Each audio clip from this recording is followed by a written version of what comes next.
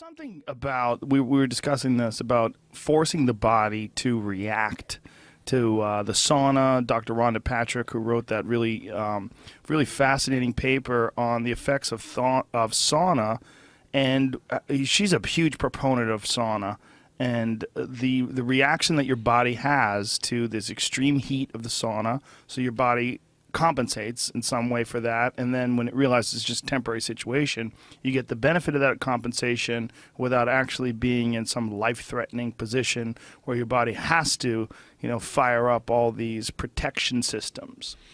Yeah, all kinds of things going on. You got creation of heat shock proteins, you got all of these biochemical processes going on, plus just that general thing that the body needs. Body needs resistance, it needs germs when you're a kid. It needs to squeeze through the vaginal canal and pick up all the goo when you're young to get acclimatized. It needs, workouts when you're old and bigger, things to stress the muscles. It needs things to stress the system all the way across the board. It's just the way humans are built. We're not built for a cakewalk. Yeah, we're built to deal with whatever the fuck we have to deal with. Yeah. And if you make your body deal with almost nothing, what you get is like a spoiled child, right, that can't handle any sort of, any negative or any conflict, any problems, anything that's offline where it requires character or resolve. Yeah, like you meet those people who grew up in the wilderness and they're like, they can eat more foods than you can. They don't get sick as often. They're just more resilient, Like my friend Bodie, who grew up in New Hampshire. It's like what he can put his body through from just growing up on a farm with no running water and hardly any electricity and just kind of cruising around from a young age, climbing mountains and skiing down even when he was freezing. Like he can deal with shit in a different way than someone who's just been, put your coat on, sweetie, make sure your scarf is all tied up. There's like a different level of savagery that has actually allowed him to train harder for his sport and, be better because his body was used to dealing with tough shit from an early age. Yeah, that's it's fascinating because people, and I'm guilty of it, we want to protect our children from adversity. Yeah. But adversity is what builds character. So it's like, you want your kids to be safe, sure, but the only way to make them safe is to put them in danger. Right. Everybody right. that I know that'll be fine, they're all dudes who've gone through some horrific shit in their life. I know I'll leave that dude, he'll be fine. Right. Right. Well, the people that can't handle it, the ones that'll fall apart, they're the ones who their mom wiped their ass until they're 11 years old. Mm-hmm. Fucked. We're fucked. It doesn't work. Humans are just a flawed thing. Well, we're kind of designed in that sort of weird way. Well, we're designed for this savage world. This world is not, it's beautiful and I love it, but it's not easy and it was never intended to be easy, and so we're designed to have to learn from these and get stronger because of our environment. We separate ourselves from the environment, the human ceases to be what it was originally designed to be, which is a being that reacts to the pressures of its environment. You isolate it and then we don't have that resistance anymore and we turn out like a blob.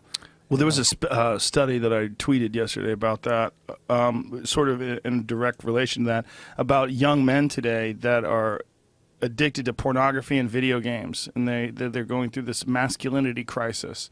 So it's this psychological breakdown of young men in our society today because they're not going through any real adversity. They're not going through any real rites of passage, pushing themselves physically. No, what they're doing is they're just beating off and playing video games. It's like this weird world that they live in where they're kind of like their symbiotic relationship with a couch and an Xbox controller. Right. Yeah, what do you think's gonna happen with that? What are the downstream effects there, Dr. Dan?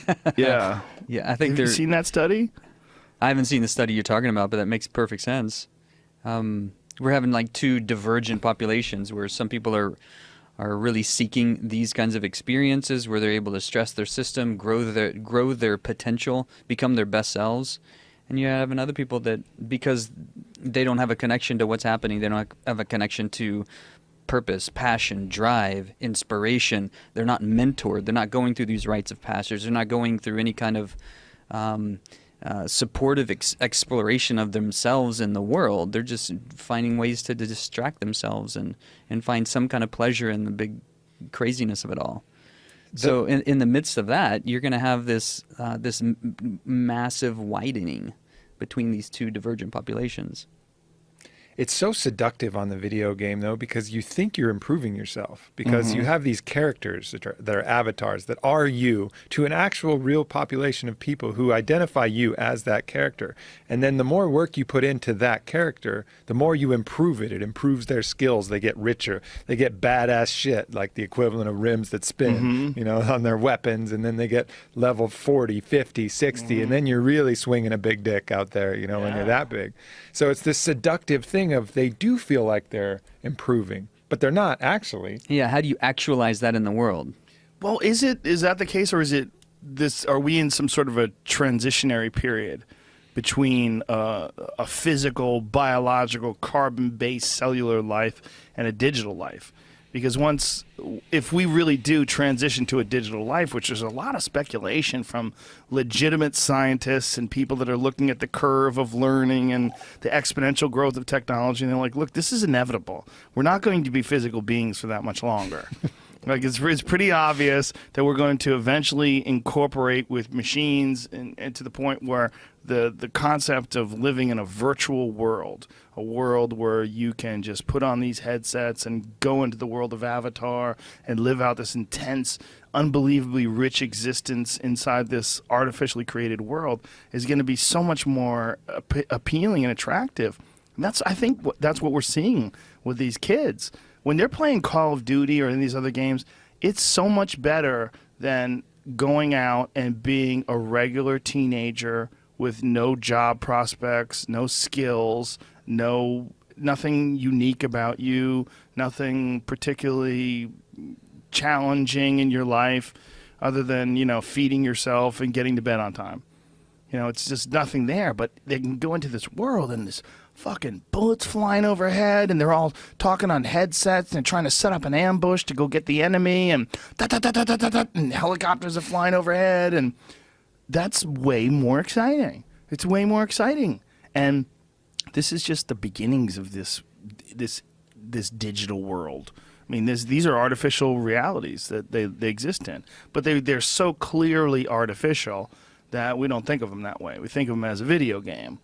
But once it becomes something that's indistinguishable, once it's something that's going on inside your head, I mean, how many years are we really away from something where you put it on and it has electrodes that react with various areas in your brain where they can stimulate these areas and reproduce insane visual effects, physical effects, the feeling of your foot on gravel as you're running down this beach. Like you feel it in your feet. I mean, how long before they can do that? It's not that far off. It's way closer than going to another planet. It's way closer than, you know, setting up a colony on the moon. They're pretty fucking close to doing this. This is a decade away at most. It's a kind of a weird, exciting, but terrifying thought. Very terrifying. You know, I mean, you want to hold out and think, the real world will be better. I know it. They won't get the smells right, or they'll screw something up, you know. But it's very possible that eventually they can create virtual worlds that will be pretty satisfying. But I don't know. I want to hold out faith. Maybe it's just a desire, a romantic desire. I want to hold out faith that doing something for reals, you know, feeling your real body underneath you. Maybe it's just even the knowledge that it's for reals. It just seems like that would be better, you know. Yeah, for now. But if it continues to improve and grow, it seems like it's gonna be like way more satisfying. Well, it sounds like you're talking about the Matrix, right? So exactly. It really depends on who's the puppet master. And what the agenda is to make who's creating the Matrix, yeah. And for what outcome, for what reason? Yeah, could the Matrix be something that the user creates? I mean, could it be autonomous? Could the user decide what kind of experience? And then what? You're just going to be the king of the Matrix? You're just going to be Genghis Khan, fucking all these women and cutting everybody's heads off and never lose a war? I mean, is that what are we going to do? Alan Watts kind of talks about that. Like when you get total control of something, it becomes boring. And so then you would want to naturally add in elements of risk, add in elements of uncertainty, because then it becomes exciting again. So actually, probably the progression will be, if you listen to that Alan Watts Inception video, the progression will be, you go and you do that. You get to be Genghis Khan. You have sex with 100,000 women. You raid all these places. You win everything. And then all of a sudden, you make it more difficult, so you don't know if you're going to win. And then to make it exciting, you don't know if you're going to get laid again. And then all of a sudden, you reprogram it back and realize, holy shit, life was what I really wanted all along. It has all the uncertainty and challenge that makes this thing really fun. Otherwise, it's all fucking boring. Or we find out that life itself is actually